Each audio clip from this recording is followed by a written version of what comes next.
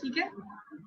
अच्छा, मुझे आपने ईमान आपने बताना है अगर ये कोई चीज समझ में नहीं आ रही हुई और जो स्क्रीन है वो मैं शेयर कर रही हूँ, अगर स्क्रीन शेयर नहीं होती तो भी आपने मुझे बताना है। Okay ma'am. अब बताएं, स्क्रीन शेयर हो रही है? हेलो? नहीं मैम, अभी नहीं हुई। अच्छा, मैंने तो कर दी है स्क्रीन शेयर मेरे तो हिसाब से।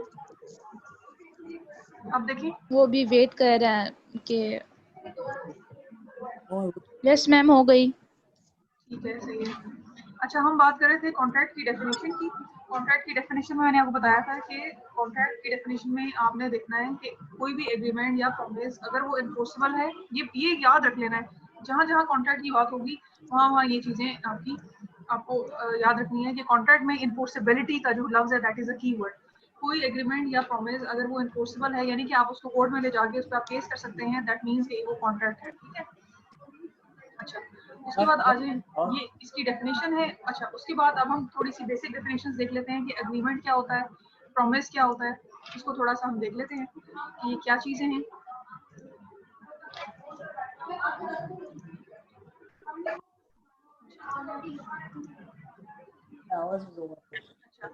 एग्रीमेंट क्या होता है? एग्रीमेंट कोई भी प्रॉमिस या सेट ऑफ प्रोमिसेस जो आप दो पार्टीज आपस में कर रही हैं फॉर्मिंग कंसीडरेशन। कंसीडरेशन क्या चीज होती है? कंसीडरेशन एक कहते हैं जो कोई ऑब्जेक्ट होता है ना, जो object of interest. For example एक ट्रांजैक्शन है, फॉर एग्जांपल जैसे मैं और ईमान है, हम एक बिजनेस ट्रांजैक्शन करने लगे हैं। मैं उनको कोई सामान बेचती हूँ या मैं कोई गुड सेल करती हूँ उनको, और वो मुझे उसके बदले कुछ पैसे देती हैं, तो ये एक ट्रांजैक्शन है। इस ट्रांजैक्शन में मेरा उनको पेमेंट करना और उनका मुझे कोई गुड्स ट्रांसफर करना, ये मेरे लिए गुड्स और उनके लिए पैसे, ये कंसिडरेशन है। कंसिडरेशन होती है कोई ऐसी चीज जिसके पर्पस के लिए आप किसी ट्रांजैक्शन में दाखिल हो रहे हैं या कॉन्ट्रैक्ट कर रहे हैं। जाहिर है कोई ना कोई कॉन्ट्रैक्ट करने का कुछ ना कुछ पर्पस तो होता है ना। पर्पस ये होता है कोई ना कोई काम या कोई ऑब्जेक्टिव तो होता है उसका। तो कंसिडरेशन कोई भी एक प्रॉमिस या एक से ज्यादा प्रोमिसेस जो आप कर रहे हैं और उसके बदले में आप कंसिडरेशन फॉर्म करें। देखो, ये कंसिडरेशन है technical word, is a legal word ना, तो ये आपने इस चीज का ध्यान रखना है कि लीगल वर्ड्स ही अपने इस्तेमाल करने हैं, लेकिन वो इस्तेमाल तब करेंगे जब उनका पता होगा। तो कंसिडरेशन के लिए कोई भी आप प्रॉमिस करते हैं या एक से ज्यादा प्रोमिस करते हैं तो उसको आप कहते हैं कि वो एग्रीमेंट है। अब सवाल ये पैदा होता है कि एग्रीमेंट में और कॉन्ट्रैक्ट में फर्क क्या होता है। तो अभी मैंने थोड़ी देर पहले बताया एक लफ्ज, एंड दैट वाज एनफोर्सेबिलिटी।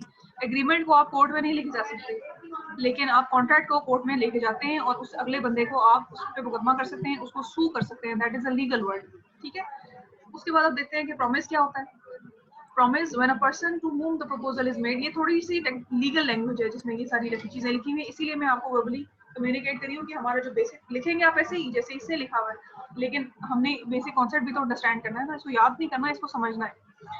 तो प्रपोजल बेसिकली ये होता है कि जब एक ऑफर की गई, एक इंटेंशन शो की गई एक बंदे को और उसने कंसेंट अपना दे दिया, उसने उसकी रजामंदी जाहिर कर दी, तो हमने कहा कि ये एक प्रॉमिस हो गया। उसने रजामंदी, मैंने ऑफर किया, उसने अपनी acceptance they the, that means कि प्रपोजल एक्सेप्ट हो गया। प्रपोजल और प्रॉमिस में बस ये विलिंगनेस का फर्क होता है कि प्रपोजल में मैंने अपनी विलिंगनेस शो की है, बस मैंने प्रपोज किया है, लेकिन प्रॉमिस में मुझे एक्सेप्टेंस भी मिल गई है। प्रॉमिस में दोनों पार्टीज इन्वॉल्व हो गई, प्रपोजल वन साइडेड है। समझ में आई? प्रपोजल को आप ऑफर भी कहते हैं।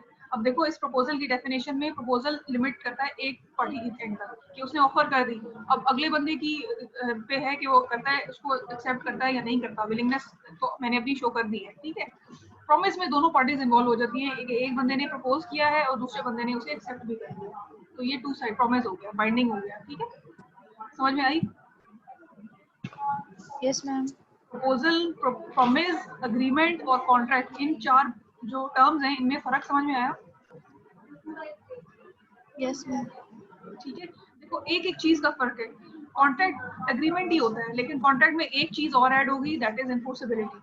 जहाँ पे एग्रीमेंट एग्रीमेंट देखो, सबसे पहले अगर हम इसको सीक्वेंस बनाएं तो सबसे पहले क्या होगा? Proposal, then promise, then agreement and then contract. ये इसको मतलब इसकी स्टेजेस अगर मैं बताऊं तो ये इस तरह से चलेगा कि पहले मैंने ऑफर की, ऑफर के बाद अगर अगले बंदे ने एक्सेप्ट कर दी तो प्रॉमिस हो गया। उसके उस प्रॉमिस में कोई कंसीडरेशन इन्वॉल्व है तो हम उसे एक नेक्स्ट लेवल पे ले जाते हैं, एग्रीमेंट कह देते हैं, कह सकते हैं। अच्छा, उससे नेक्स्ट लेवल पे अगर वो हमने लिख लिया और उसको हमने उसके सारे जो एसेंशियल्स हैं वो पूरे कर दिए और उसको हम इस पोजीशन में है कि वो इन्फोर्सेबल हो गया, उसे हम कोर्ट में लेके जा सकते हैं कि अगर अगले बंदे ने अपनी कमिटमेंट पूरी ना की, कि अगर आपने मेरे से एक ट्रांजैक्शन का वादा किया, हमने उसको लिख लिया सारी टर्म्स एंड कंडीशंस में क्या होता है, उसकी स्पेसिफिकेशंस होती है ना, कि फॉर एग्जांपल अगर मुझे किसी ने गाड़ी बेचनी है, ए ने अगर मुझे गाड़ी बेचनी है, तो अगर वो गाड़ी है वो फलां ब्रांड की हो, फलां कलर की हो, उसकी स्पेसिफिकेशंस है ना जो हमने कॉन्ट्रैक्ट में लिख दी, और जितने पैसे उसने मुझे देने हैं, जिस फॉर्म में देने हैं, तो अगर उसके एक भी चीज उसके खिलाफ होती है, आपको मुझे से शोर तो नहीं आ रहा? मैं इस वक्त मैं बैठी हुई हूँ कैबिन में अपने यूनिवर्सिटी में, और मेरे इर्द गिर्द जो है ना वो टीचर हैं, तो उसको मैं ट्राई कर लेती हूँ कह के, लेकिन मुझे उम्मीद नहीं है।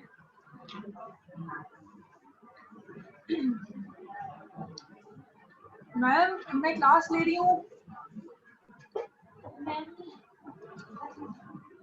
अच्छा, तो ये बात थी, यहाँ तक कोई इशू है, कोई एग्रीमेंट में या प्रोमिस प्रपोजल इन चारों टर्म्स में कोई अगर प्रॉब्लम हो, कोई समझ ना आ रही हो? अच्छा, उसके बाद अब आ जाते हैं हम, जैसे मैंने एक बात बताई आपको कि एग्रीमेंट में प्रॉमिस की सारी चीजें हैं मौजूद, प्रपोजल भी है, उसमें प्रॉमिस भी आ जाता है, लेकिन इसमें सिर्फ एक चीज मिसिंग है कि इसमें इन्फोर्सेबिलिटी का एलिमेंट नहीं है। तो यही बात आगे अगले पॉइंट में आपको नजर आएगी कि इन्फोर्सेबिलिटी जहाँ आ जाती है, तो वहाँ पे फिर कॉन्ट्रैक्ट हम कहते हैं कि ये कॉन्ट्रैक्ट है, ये बाइंडिंग है। बाइंडिंग का मतलब क्या होता है कि उस पर लाजिम है उस बंदे पे जिसने कॉन्ट्रैक्ट किया है कि वो उसे पूरा करेगा। तो और वो जब हम लिख लेते हैं, उसकी सारी एसेंशियल्स पूरे कर लेते हैं तो कॉन्ट्रैक्ट के, तो फिर वो इन्फोर्सेबल हो जाता है। ठीक है, और हमें कैसे क्या पता कि ये जो डॉक्यूमेंट है ये एग्रीमेंट है या कॉन्ट्रैक्ट है? क्योंकि हमने उसके सारे एसेंशियल्स पूरे किए, और हमने जब एसेंशियल्स पढ़ेंगे ना तो आपको समझ में आएगी कि मैं क्या बात कर रही हूँ, कि एसेंशियल्स अगर कॉन्ट्रैक्ट के पूरे हो गए हैं तो इसका मतलब है कि आप उसे कोर्ट में लेके जाएंगे, तो कोर्ट वाला ये नहीं कहेगा ये तो हमारी डोमेन में ही नहीं आता, ये तो हम इसको डील ही नहीं करेंगे इस केस को। ऐसा भी होता है समटाइम्स, आप अगर कोई केस कोर्ट में लेके जाते हैं तो कोर्ट उसे एडमिट करता है, तो फिर आप उस पर मुकदमा चलता है ना। अगर वो कोर्ट कह दे कि ये तो हमारे जुरिसडिक्शन में फॉल ही नहीं करता, तो फिर आप किस किधर जाके अपना मुकदमा पेश करेंगे, किधर उसको बंदे पे मुकदमा करेंगे, केस करेंगे। ठीक है, तो ये भी चीज होती है। अच्छा, ये तो इसकी यही मिसाल है एग्रीमेंट की। एग्रीमेंट की क्या मिसाल हो सकती है? कॉन्ट्रैक्ट की तो हमने बहुत बातें की कि कॉन्ट्रैक्ट में for example sale and purchase of goods भी हो सकता है, जैसे कि कोई मुझे कार सेल का ट्रांजैक्शन है ना, कोई भी ट्रांजैक्शन हो सकती है, कार की ट्रांजैक्शन हो सकती है, किसी गुड्स की ट्रांजैक्शन हो सकती है, किसी कंस्ट्रक्शन की ट्रांजैक्शन हो सकती है। तो अब एग्रीमेंट की क्या, एग्रीमेंट की जो एग्जाम्पल्स आ सकती हैं, फॉर एग्जाम्पल जैसे सोशल एग्रीमेंट है, लीगल एग्रीमेंट है। अब एक चीज याद रखनी है, चूंकि ये एग्रीमेंट है तो ये बाइंडिंग नहीं होगा, इसको आप कोर्ट में लेके जाके इस पे केस नहीं कर सकते। सिर्फ एग्रीमेंट और कॉन्ट्रैक्ट में ये सिंपल सा फर्क है, एक वन लाइनर फर्क है कि आप इसे कोर्ट में लेके जाके सू नहीं कर सकते, इस पे मुकदमा नहीं कर सकते, केस नहीं कर सकते। क्यों? उसकी वजह क्या है, क्यों नहीं कर सकते? एनफोर्सेबिलिटी क्यों नहीं कर सकते? क्योंकि इसमें कॉन्ट्रैक्ट के जो सारे एसेंशियल्स हैं 10 के करीब हैं, उनमें से कोई भी एक मिसिंग हो तो वो कॉन्ट्रैक्ट नहीं कहलाता। कॉन्ट्रैक्ट बनने के लिए ये कुछ एसेंशियल्स हैं जो भी हम पढ़ेंगे आगे, वो पूरे होने जरूरी है। अच्छा, सोशल एग्रीमेंट की मिसाल देखो, फॉर एग्जांपल अगर एक पार्टी, एक बंदा है, लेट्स सपोज आप भी की एग्जांपल लें, अगर ईमान की एग्जांपल और बदर, ये दो नाम मुझे याद है, यही मैं अगर एग्जांपल कोट करूं कि अगर ये दोनों एक दूसरे को इनवाइट करते हैं डिनर पे और बदर ने एक्सेप्ट नहीं किया, तो क्या ईमान उसको कोर्ट में ले जाएगी? ऐसा नहीं हो सकता, इम्पॉसिबल है। नाउ अच्छा, एक चीज मैंने और समझानी है इस एग्जांपल से हट के। एक चीज ये होती है डैमेजेस, ये डैमेजेस का लफ्ज लिखा है, ये लीगल लफ्ज है। इसका मतलब ये होता है, लॉ की जुबान में मैं आपको समझाने लगी हूँ, डैमेजेस का मतलब होता है कि ये लॉ ऑफ टॉर्ट में वर्ड डैमेजेस कमाल होता है। जैसे कहते हैं ना, सिविल केसेस के लिए अलग लॉ है, मैंने आपको बताया क्रिमिनल के लिए अलग एक सीआरपीसी होता है, उसके लॉज फॉलो होते हैं। कॉर्पोरेट के लिए आप कंपनीज या कॉन्ट्रैक्ट देखते हैं। इसी तरह टॉर्ट होता है, एक लॉ ऑफ टॉर्ट, TORT होता है। ये आपकी इन्फॉर्मेशन के लिए बता रहे हैं। ये जो लॉ ऑफ टॉर्ट होता है ना, ये क्या डील करता है? जैसे सीआरपीसी तो क्रिमिनल के केसेस डील करता है, सीपीसी सिविल के केसेस डील करता है, कॉर्पोरेट लॉ बिजनेस के केसेस डील करता है। तो लॉ ऑफ टॉर्ट क्या डील करता है? लॉ ऑफ टॉर्ट ये डील करता है कि अगर लेट्स सपोज कोई ऐसी ट्रांजैक्शन जो मेंटली, यानी कि जो आपके मेंटल टॉर्चर जो है वो कॉज कर रही है, या physical harm, physical torture cause कर रही है, उस चीज को ये डील करता है। फॉर एग्जांपल अगर जैसे लेट्स सपोज एक ट्रांजैक्शन थी, आपने मेरे से कोई ट्रांजैक्शन की, मेरे साथ प्रॉपर एग्रीमेंट हुआ, प्रॉपर हमने सारे उसके एसेंशियल्स लिख भी लिया, कॉन्ट्रैक्ट को सब चीजें बाकायदा तय हो गई, एनफोर्सेबिलिटी भी हो गई एस्टेब्लिश। अब आपने वो चीज मुझे डिलीवर नहीं की, लेट्स सपोज आपने कार मुझे बेचनी थी, आपने पैसे तो ले लिए लेकिन कार नहीं मुझे आपने डिलीवर की। तो एक चीज तो ये है कि आपने कॉन्ट्रैक्ट तो तोड़ा, उसकी तो सजा आपको as per the contract act मिलेगी, लेकिन लॉ ऑफ टॉर्ट के मुताबिक आपको इस चीज की भी सजा मिलेगी जो आपने मुझे मेंटल टॉर्चर, मैं इस चीज का भी बुनियाद बना के आप पे केस कर सकती हूँ कि आपकी इस ट्रांजैक्शन की वजह से जो आपने पूरी नहीं की, मुझे मेंटल टॉर्चर कॉज हुआ, मेरी रेपुटेशन हर्ट हुई, इस चीज पे भी केस किया जा सकता है। और वो केस किस अम्ब्रेला के तहत केस किया जाता है कोर्ट में, वो लॉ ऑफ टॉर्ट के तहत किया जाता है। डैमेजेस बोलते हैं कि डैमेजेस आपने अगले बंदे ने पे करने, वो क्या डैमेजेस होते हैं, वो क्या एक्सपेंसेस होते हैं, वो क्या चार्जेस होते हैं जो अगले बंदे ने पे करने होते हैं, वो इन चीजों के अगेंस्ट पे करने होते हैं। जो मुझे मेंटल टॉर्चर कॉज हुआ, आपकी वजह से मेरी रिपुटेशन हर्ट हुई, मेरी क्रेडिबिलिटी पे इशू आया, ये जो ऐसे एम्प्लॉयड कॉन्सेप्ट है ना, इनके लिए भी लॉ मौजूद है। और इस लॉ को कौन सा लॉ डील करता है, that is law of torts उसे बोलते हैं। तो ये डैमेजेस का लफ्ज वहां से उससे लिया गया है। ये डैमेजेस वो नुकसान वाला डैमेजेस नहीं है, ये डैमेजेस है वो जो पेबल अमाउंट है, ये सू फॉर डैमेजेस की मुझे उसका उर्दू में क्या इसका एग्जैक्ट लफ्ज होगा, जुर्माना जिसे कह सकते हैं कि वो तुम मुझे पे करोगे कि क्योंकि तुम्हारी वजह से मुझे टॉर्चर फेस हुआ। वो टॉर्चर मेंटली भी हो सकता है और एक्टिव भी हो सकता है, यानी कि फिजिकल भी हो सकता है और मेंटल भी हो सकता है। This was just for your knowledge.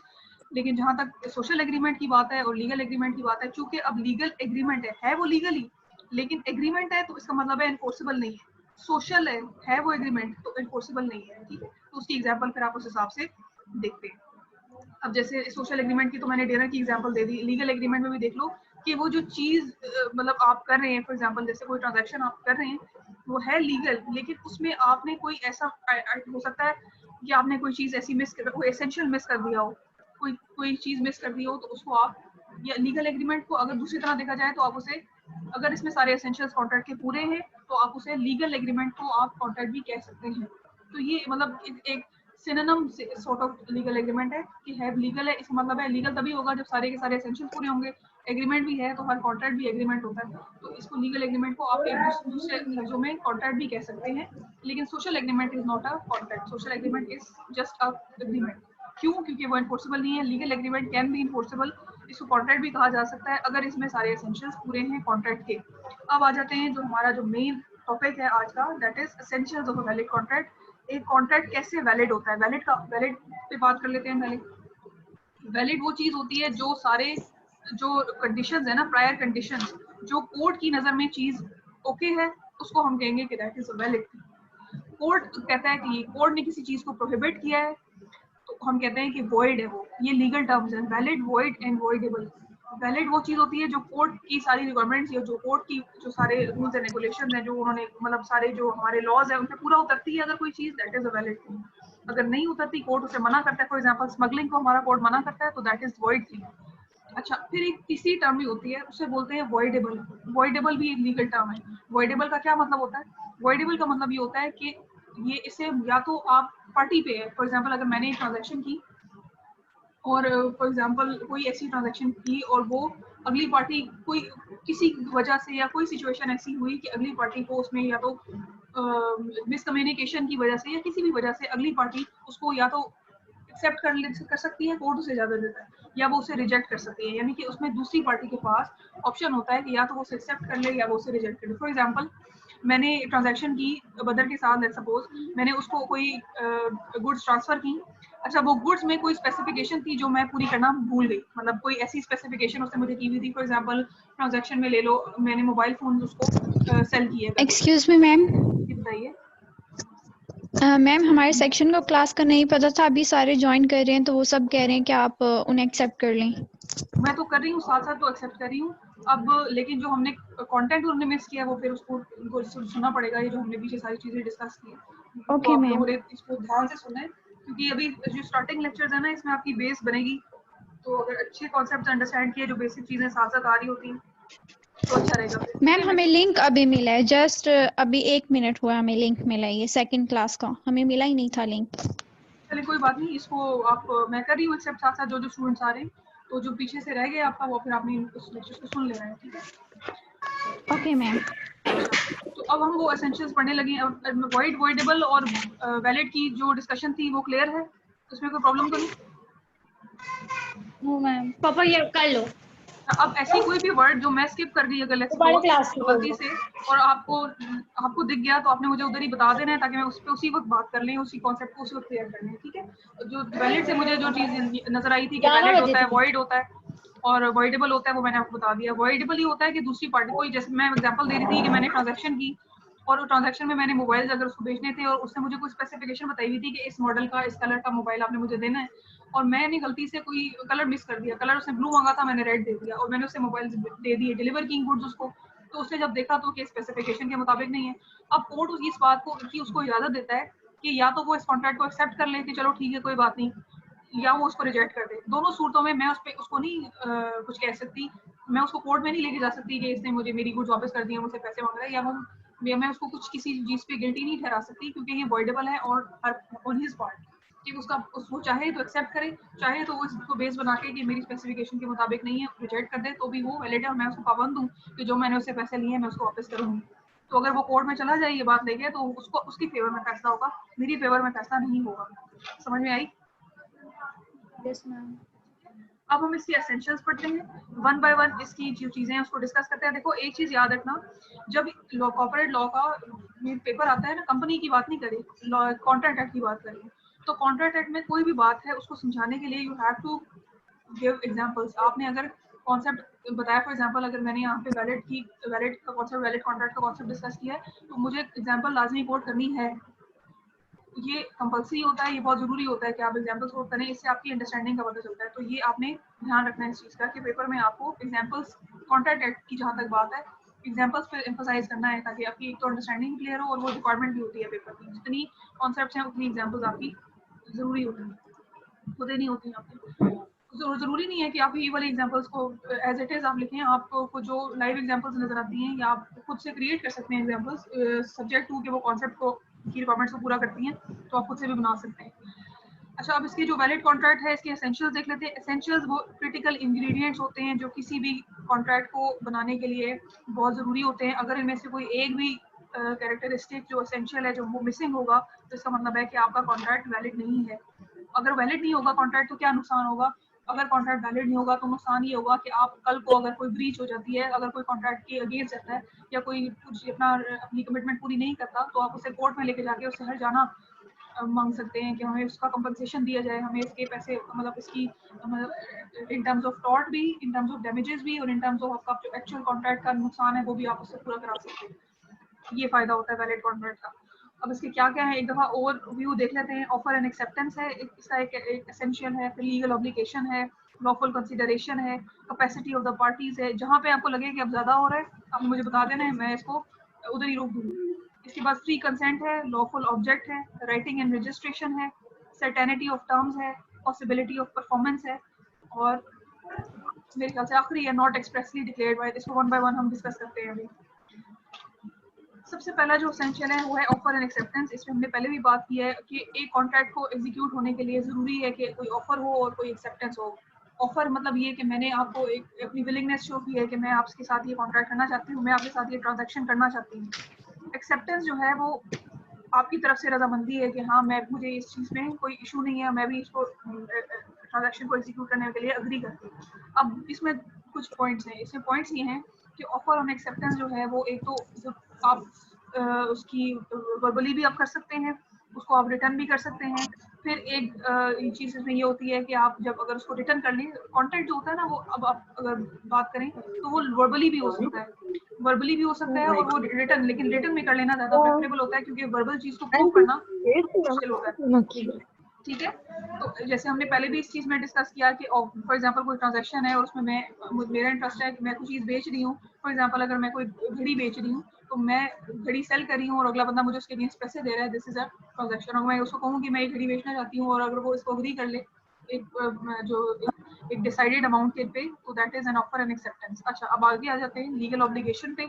Legal obligation क्या होती है? लीगल ऑब्लिगेशन ये होती है कि आपने कोई ना कोई बाइंडिंग क्रिएट की। फॉर एग्जांपल बाइंडिंग ये होती है कि लेट्स सपोज मैंने अगर आपको कोई ट्रांजैक्शन के लिए एग्री किया, आपने उस पर एग्री हुई ट्रांजैक्शन के लिए, और मैं आपको कह रही हूँ कि मैं आपको ये चीज़ बेच रही हूँ, उसके अगेंस्ट आपने भी मुझे कुछ ना कुछ इन रिटर्न देना है। ठीक है, यानी कि लीगल ऑब्लिगेशन, लेन और देन दोनों चीज़ें इस कॉन्ट्रैक्ट में मौजूद होनी चाहिए। क्योंकि अगर कोई भी एक चीज़ जिम्मेदारी दोनों पार्टीज पे होगी कि अगर मैंने कुछ चीज़ आपको बेचनी है तो आपसे मैंने कुछ लेना भी है। तो ये जो ट्रांजैक्शन की एक कोर है कि लीगल ऑब्लिगेशन। अब अगर मैं अगर कोई चीज़ देनी है सिर्फ वन साइडेड है, लेट्स सपोज, तो तोहफा होगा, फिर मतलब वो ट्रांजैक्शन तो नहीं होगी ना लीगल ट्रांजैक्शन। और ट्रांजैक्शन का तो पर्पज ही यही होता है कि उसमें आप लेन देन कर रहे होते हैं, कोई चीज मैं आपसे ले रही हूँ और आप उसके बदले आपको कुछ दिया जा रहा है। फिर तीसरी बात ये है कि लॉफुल कंसिडरेशन। कंसिडरेशन जैसे मैंने आपको पहले बताया कि कोई ऑब्जेक्ट होता है, for example object of interest. जैसे मैं अगर कोई ट्रांजैक्शन मैंने की है तो मेरा ऑब्जेक्ट ऑफ इंटरेस्ट क्या है, मैंने अगर गाड़ी बेची है तो मेरा ऑब्जेक्ट ऑफ इंटरेस्ट वो पैसे हैं जो उसकी गाड़ी के बदले आ रहे हैं, और उसने अगर मुझे पैसे दिए हैं तो उसका ऑब्जेक्ट ऑफ इंटरेस्ट वो गाड़ी है जो उस पैसों के बदले उसने मुझसे खरीदी है। समझ में आई? Yes ma'am.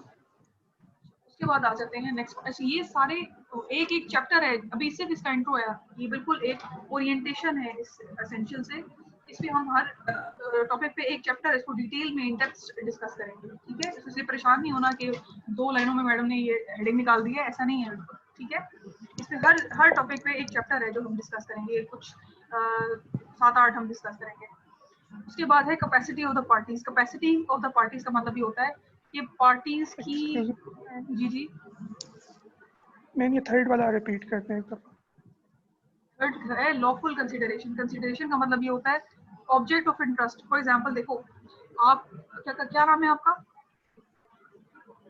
तैमूर में तैमूर। देखें, आप और मैं एक ट्रांजैक्शन करते हैं और मैं आपको सेल करती हूँ कुछ गुड्स। फॉर एग्जांपल मैं आपको कोई चार्जर सेल कर रही हूँ, लेट्स सपोज, छोटी सी माइनर सी ट्रांजैक्शन लेके।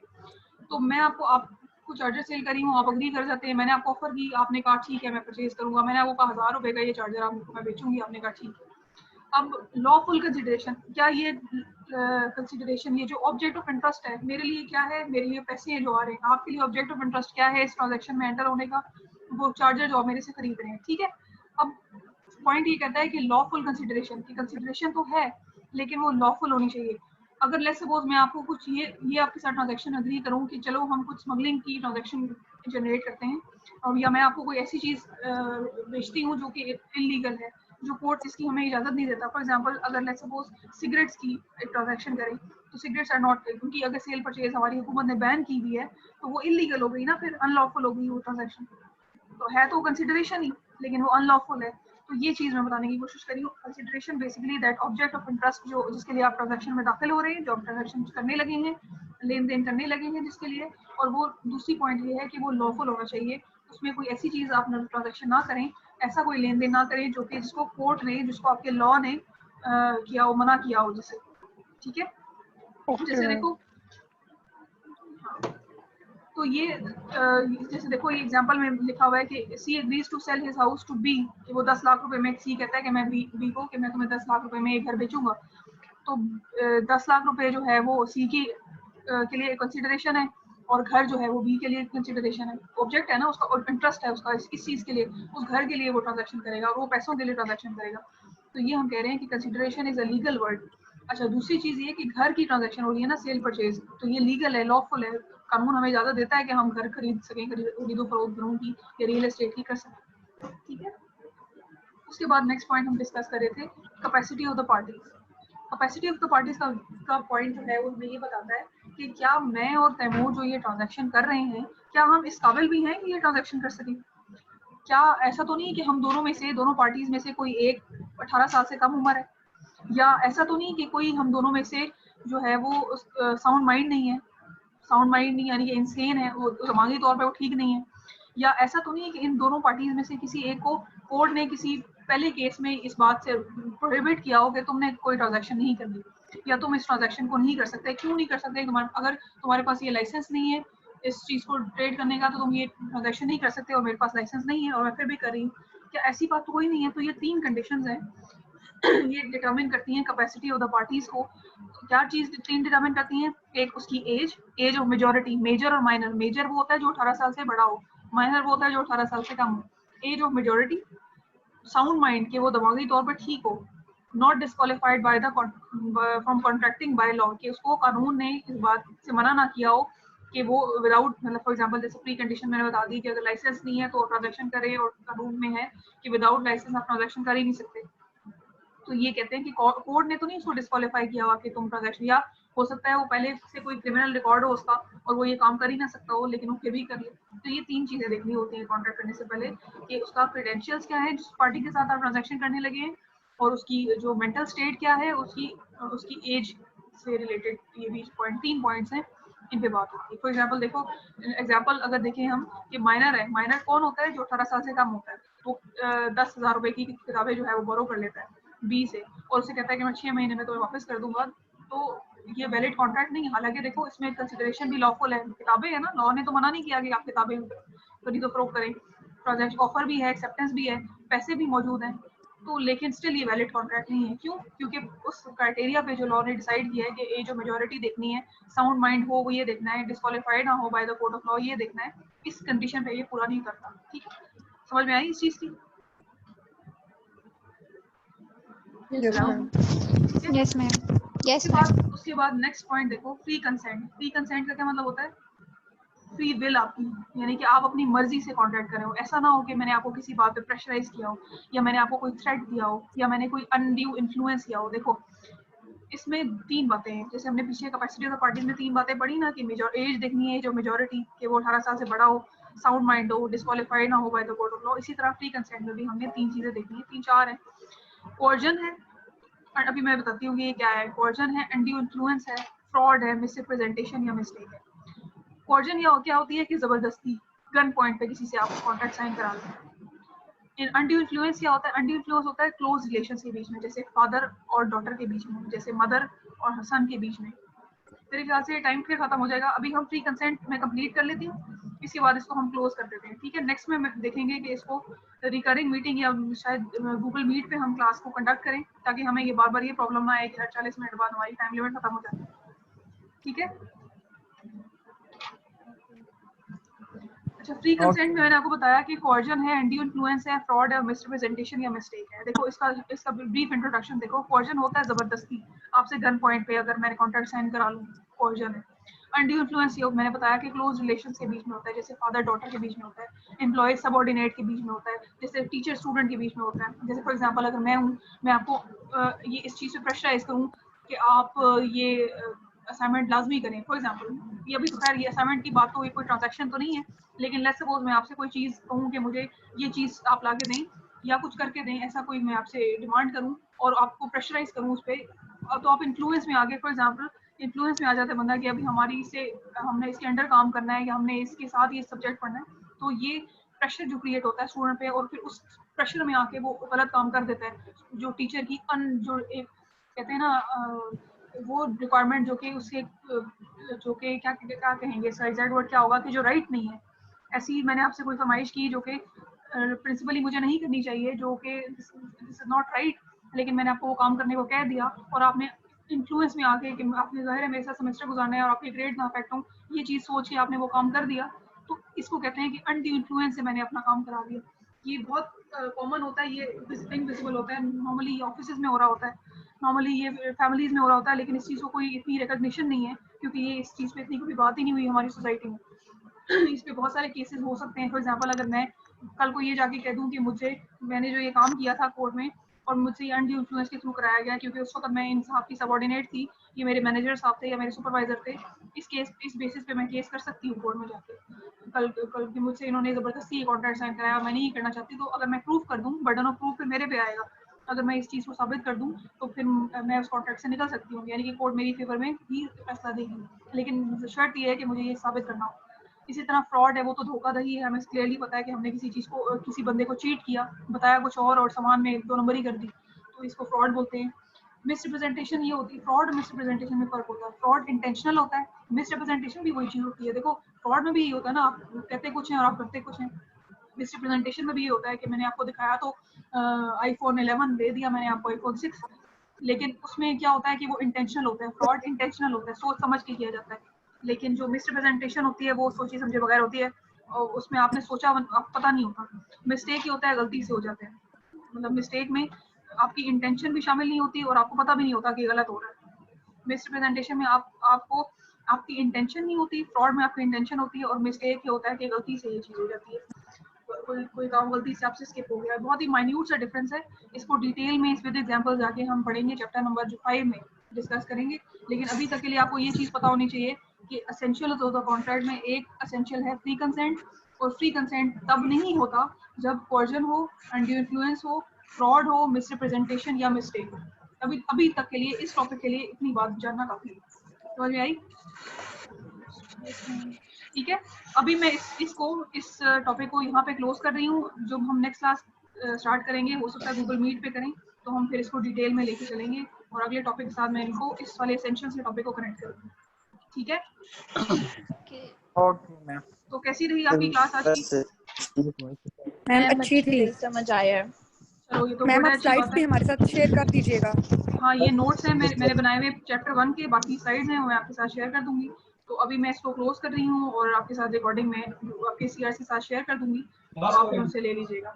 ठीक है, ओके मैम। चलिए, अपना ख्याल रखें। खुदा हाफिज़।